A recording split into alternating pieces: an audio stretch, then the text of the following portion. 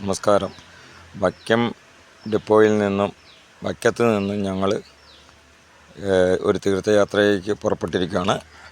ഇത് മഹാമഹത്തിൽ പങ്കെടുക്കുവാൻ വേണ്ടി ഞങ്ങളൊരു 51 പേര് ഈ വണ്ടിയിലുണ്ട്. ഞങ്ങളുടെ കൂടെ ഞങ്ങളെ നയിക്കാൻ ബിജുവും അതുപോലെ ശ്യാമും ഉണ്ടായിരുന്നു. അവരെല്ലാം നല്ല സഹകരണമായിരുന്നു. വണ്ടിയിൽ എല്ലാവരുമായിട്ട് ഞങ്ങൾ പരസ്പരം ഇൻട്രാക്ട് ചെയ്തും പരിചയപ്പെടുത്തിയൊക്കെ ഞങ്ങളെ മുന്നോട്ട് നയിച്ചു. വെളുപ്പിന് 3 മണിക്ക് ഞങ്ങൾ പുറപ്പെട്ടതാണ്. അങ്ങനെ ഞങ്ങൾ അവിടെ നിന്ന് പുറപ്പെട്ടതിന് ശേഷം ഞങ്ങൾ ഏകദേശം 8 മണിയായപ്പോഴോ ഞങ്ങൾ കാടാമ്പുഴ ക്ഷേത്രത്തിലെത്തി. കാടാമ്പുഴ ദർശനം കിട്ടി. ഞങ്ങളൊരു 3:30 മണിയായപ്പോഴാണ് തിരുനാവായിലെത്തിയത്. അവിടെ നിന്ന് ഞങ്ങൾ വേഗം തന്നെ വണ്ടി പാർക്ക് ചെയ്ത് 1 കിലോമീറ്റർ ദൂരെയാണ് പാർക്ക് ചെയ്തത്. നാവാമുകുന്ദ ക്ഷേത്രത്തിനടുത്ത് നിന്ന് ഞങ്ങൾ സ്നാനം ചെയ്യാൻ വേണ്ടിയിട്ട് ഞങ്ങളോട് വേഗം നിർദ്ദേശങ്ങളൊക്കെ തന്നിട്ടുണ്ടായിരുന്നു. എത്രയും പെട്ടെന്ന് സ്നാനം ചെയ്ത് നിങ്ങൾ തിരിച്ചു വരണം, എന്നാലേ നമുക്ക് വണ്ടി പാലത്തിലൂടെ അങ്ങോട്ടും ഇങ്ങോട്ടും പോകാൻ വളരെ റെസ്ട്രിക്ഷൻ ഉണ്ട്. ഈ പാലത്തിൽ അധികം പേരെ കടത്തി വിടുന്നില്ലായിരുന്നു. അപ്പോൾ ഞങ്ങൾ പാലം കടന്ന് അപ്പുറത്ത് കടന്നിട്ട് വേണം സ്നാനം ചെയ്യാൻ. അങ്ങനെ ഞങ്ങൾ സ്നാനം ചെയ്യാൻ വേണ്ടിയിട്ട് ഞങ്ങൾ അവിടെ നിന്ന് ഇറങ്ങി ഞങ്ങൾ വേഗം ഇപ്പുറത്തേക്ക് വന്നു. സ്നാനം ചെയ്ത് അതിനുശേഷം ഞങ്ങൾ അവിടെ 2 ക്ഷേത്രങ്ങളുണ്ട്. ചെറു തിരുനാവായ എന്ന് പറഞ്ഞ ശിവക്ഷേത്രവും അത് മലബാർ ദേവസ്വത്തിൻ്റെ കീഴിലുള്ളതാണ്. അതിൻ്റെ അപ്പുറത്ത് ഒരു ബ്രഹ്മാവ് ക്ഷേത്രമുണ്ട്. അത് അവിടെ ക്ഷേത്ര കമ്മിറ്റികൾ നടത്തുന്നതാണ്. ഇത് 2ലും ദർശനം നടത്തി ഞങ്ങൾ ഈ മഹാ ആരതി കാണാൻ വേണ്ടിയിട്ട് ഞങ്ങളോട് പറഞ്ഞിരിക്കുന്നത് ഈ പാലത്തിനപ്പുറത്ത്, ഇത് തവനൂരാണ് ഈ ശിവക്ഷേത്രം ഉള്ളത്. അപ്പോൾ പാലം കടന്ന് തിരിച്ച് അങ്ങോട്ട് പോകണം. അവിടെ പോയിട്ട് ഞങ്ങൾ ഭയങ്കര തിരക്കായിരുന്നു. അങ്ങനെ അപ്പുറത്ത് പോയിട്ട് ഞങ്ങളത് ക്ഷേത്ര ഇത് കെട്ടി ആരതി നമ്മൾ കണ്ട്. നമ്മൾ കാടാമ്പുഴ കഴിഞ്ഞിട്ട് ഞങ്ങൾ ചന്ദനക്കാവിൽ വന്നു. അതിന് ഞങ്ങൾ ഓരോ സ്ഥലത്തും ഇടയ്ക്ക് ഞങ്ങളെ ഓരോരുത്തരും പരിചയപ്പെടുത്തിക്കൊണ്ടേയിരുന്നു.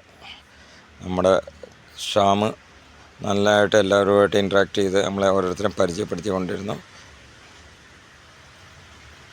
ചന്ദനക്കാവിലേക്ക് കുറച്ച് ദൂരം ഉള്ളൂ കേട്ടോ. അവിടുന്ന് ചന്ദനക്കാവിൽ പോയി എല്ലാം കഴിഞ്ഞിട്ടാണ് ഞങ്ങൾ തുഞ്ചൻപറമ്പിലെത്തിയത്. എല്ലാ അമ്പലവും കഴിഞ്ഞിട്ട് ലാസ്റ്റാണ് തുഞ്ചൻപറമ്പിലെത്തിയത്. തുഞ്ചൻപറമ്പിൽ നിന്ന് നമ്മളെല്ലാവരും കുറേ ഫോട്ടോസൊക്കെ എടുത്തിരുന്നു. അങ്ങനെ മ്യൂസിയമുണ്ട് അവിടെ. അത് കഴിഞ്ഞിട്ടാണ് ഞങ്ങൾ ഭക്ഷണം കഴിക്കാൻ പോയത്. അവിടെ ഈ തുഞ്ചൻപറമ്പിൽ തത്ത, അത് അവിടെ എഴുത്താണിയുണ്ട്. എഴുത്തച്ഛൻ്റെ എഴുത്താണിയുണ്ട്. എഴുത്തച്ഛൻ്റെ MD വേദിയുണ്ട്. തൃപ്പങ്ങോട്ട് ക്ഷേത്രം നല്ലൊരു ക്ഷേത്രമാണ്. അത് ഇങ്ങനെ ഇതിൻ്റെ കൂടെ പോയത് നമുക്ക് അവിടെയും തൊഴാൻ പറ്റി. തിരക്കുണ്ടായിരുന്നുണ്ട്, അത്യാവശ്യം തിരക്കുണ്ടായിരുന്നു. 12 മണിയായപ്പോഴാണ് ഞങ്ങൾ അവിടെ എത്തിയത്. നട അടയ്ക്കാറായി. അത് കഴിഞ്ഞ് അവിടെ പ്രസാദ കൂട്ടൊക്കെ ഉണ്ടായിരുന്നു. അതിനൊന്നും ഞങ്ങൾ നിന്നില്ല. ഞങ്ങൾ അവിടെ തൊഴുതിട്ട് ശേഷം ഞങ്ങൾ വേറൊരു ഹോട്ടലിൽ പോയി, തിരൂരാണിത്, തിരൂർ ഹോട്ടലിൽ പോയിട്ട് നമ്മൾ ഭക്ഷണം കഴിക്കുകയായിരുന്നു ചെയ്തിരുന്നത്. ഇതാണ് തുഞ്ചൻപറമ്പിൽ തത്തയാണ്. അവിടെ മ്യൂസിയം ഉണ്ട് തുഞ്ചൻപറമ്പിൽ.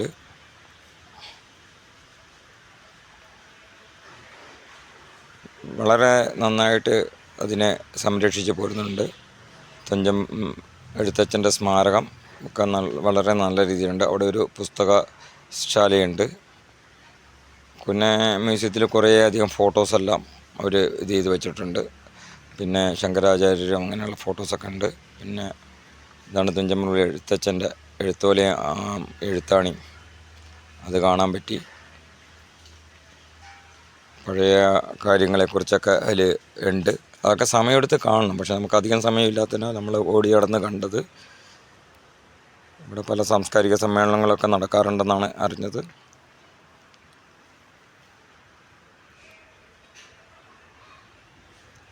ഇത് തൃപ്പങ്ങോട്ടുള്ള ഒരു കുളമാട്ടോ ഇപ്പോൾ കണ്ടത്. കുറേയധികം കൽപ്പടവുകളുള്ള ഒരു കുളമായിരുന്നു. ഇതൊരു തൃശൂലം കഴുകിയ കുളം. അത് തൃപ്പങ്ങോട്ട് തന്നെയുള്ളതാണ്. അത് ശിവൻ തൃശൂലം കഴുകിയ കുളം എന്നാണ് പറയുന്നത്.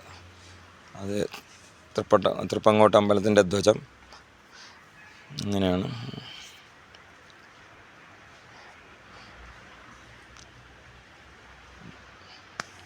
നമ്മൾ വൈരിക്കോട് നിന്നും എടുത്തൊരു ഫോട്ടോ ആണ് നിങ്ങളിപ്പോൾ കാണുന്നത്. ഞങ്ങളുടെ കൂട്ടത്തിലുണ്ടായിരുന്നത്.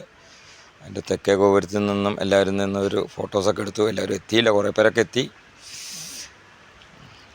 വൈരിക്കോട് നല്ലൊരു ക്ഷേത്രമാണ് കേട്ടോ. ദേവീ ക്ഷേത്രമാണത്. എല്ലാവർക്കും തൊഴാൻ പറ്റി അവിടെ പോയിട്ട്.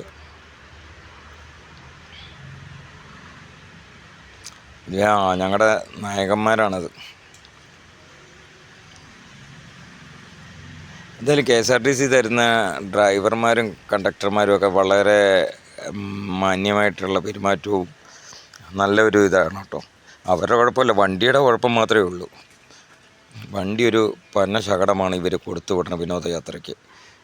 തീർത്ഥയാത്രയ്ക്ക് ഇത് വലിയൊരു കുളമാണ് കേട്ടോ. തൃപ്പങ്ങോട്ടുള്ള വലിയ കുളം, ഒരു 4 ഏക്കർ ഭൂമിയെങ്കിലും കാണുന്നത്. അതിൻ്റെ കൽപ്പടവുകളൊക്കെ കാണേണ്ടത് തന്നെ കേട്ടോ. നല്ല കൽപ്പടവുകളാണ്. ഭയങ്കര നല്ലൊരു കുളം. ഇങ്ങനെയുള്ള കുളങ്ങളുണ്ടെങ്കിൽ ഈ ജലം ശേഖരിക്കുന്ന ഒരു സംവിധാനം കൂടിയാണ്. അപ്പം വേനൽക്കാലത്ത് ആ പ്രദേശത്ത് വെള്ളവും ഉണ്ടാവും. ഇതാണ് മേൽപ്പത്തൂർ ഭട്ടതിരിപ്പാടിൻ്റെ ഒരു ഫോട്ടോയാണ്. ഇത് ചന്ദനക്കാവ് അമ്പലത്തിൽ വെച്ചെടുത്ത ഫോട്ടോയാണ്. ഇത് പലരും കണ്ടില്ല. അവിടെ ഒരു വിഷ്ണു ക്ഷേത്രമുണ്ട്. അവിടുത്തെ കാവ് ഭയങ്കര കാവാട്ടോ. ചന്ദനക്കാവിലെ ഒരു 4 ഏക്കർ ഭൂമിയെങ്കിലും കാണും. അതിൽ ചന്ദന മരങ്ങളും ഉണ്ട്. വലിയ വള്ളി പടർന്ന വള്ളികൾ കാണാം. മൊത്തം നല്ലൊരു തണുത്ത കാലാവസ്ഥയാണ്. ഞങ്ങൾ ഏതാണ്ട് ഒരു 9-10 മണിയായപ്പോൾ അവിടെ എത്തിയിരുന്നു.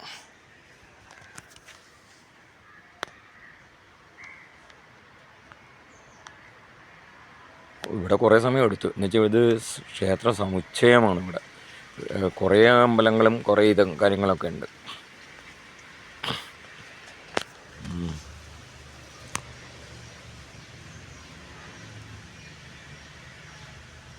ഈ കാവുകളൊക്കെ കാണേണ്ടത് തന്നെ കേട്ടോ. ഈ കാവുകളെല്ലാം നശിച്ചുകൊണ്ടിരിക്കുമ്പോൾ ഈ കാവുകൾ സംരക്ഷിച്ചുകൊണ്ട് നിലനിർത്തുന്നത് ഇതുപോലെയുള്ള അമ്പലങ്ങളാണ്. കാവുകളും കുളങ്ങളുമാണ് നമ്മുടെ ഭൂമിയുടെ പരിസ്ഥിതി സംരക്ഷിക്കുന്നത്. അപ്പം അത് നിലനിർത്തി പോവുക എന്ന് പറഞ്ഞാൽ വലിയ കാര്യമാണ്. ഇതെല്ലാം കാണാൻ ഞങ്ങൾക്ക് സാധിച്ചു ഈ ഒരു ട്രിപ്പിലൂടെ. KSRTC ഇത്തിരി നല്ലൊരു വണ്ടി ഞങ്ങൾക്ക് അനുവദിച്ചിരുന്നെങ്കിൽ സൗകര്യമായിരുന്നു. അതാണ് ഞങ്ങൾക്ക് ഈ യാത്രയിൽ നമ്മുടെ ഗതാഗത മന്ത്രിയോട് പറയാനുള്ളത്. ഈ ഒരു ഇതെന്ന് പറഞ്ഞാൽ അവിടെ ഒരു ഹോമം നടന്നിരുന്നു. പക്ഷെ നമ്മൾ വരുന്നതിന് മുന്നേ ആയിരുന്നു. അത് എൻ്റെ ഒരു ക്ലിപ്പ് കിട്ടിയപ്പോൾ ഇട്ടെന്ന് മാത്രമേ ഉള്ളൂ. നമ്മൾ വരുന്നതിന് മുന്നേ നടന്നൊരു ഹോമമായിരുന്നു. അങ്ങനെ പല ഇതും അവിടെ നടക്കുന്നുണ്ട്. തവനൂർ ഏരിയയിലാണ് അത് കൂടുതലും നടക്കുന്നത്. രാവിലെയാണ് അത് കൂടുതലും എത്തുന്നത്. നല്ലൊരു യാത്രയായിരുന്നു ഇത്. എല്ലാവരും സന്തോഷകരമായിട്ട് യാത്ര ചെയ്തു. വായിക്കഴിഞ്ഞ് ഞങ്ങളൊരു 3 മണിയായപ്പോൾ തിരിച്ച് വീട്ടിലെത്തി.